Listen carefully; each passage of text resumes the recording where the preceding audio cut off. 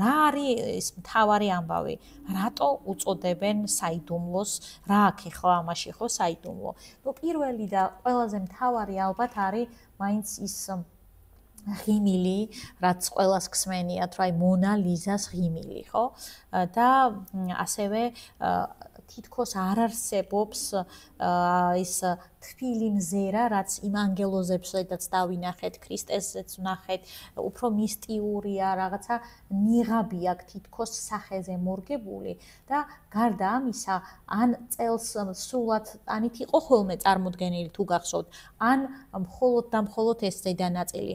მან ახლებური გააზრება დაგვანახა ფიგურის გადმოცემის, ნახეთ, თითქმის წელამდეა გადმოცემული. ყოველგვარი სამკაულების გარეშე და ნახეთ, უკვე მისი ხელი სფუმატოთია წარმოდგენილი, მოცულობითია თითეული დეტალი და აი ნახეთ, ის მისტიურობა, რაც შეიძლება ითქვას, რომ ლეონარდო და ვინჩის შემოქმედების მთავარი ამბავია, სწორედ ამ ერთ ნამუშევარშია თავმოყრილი.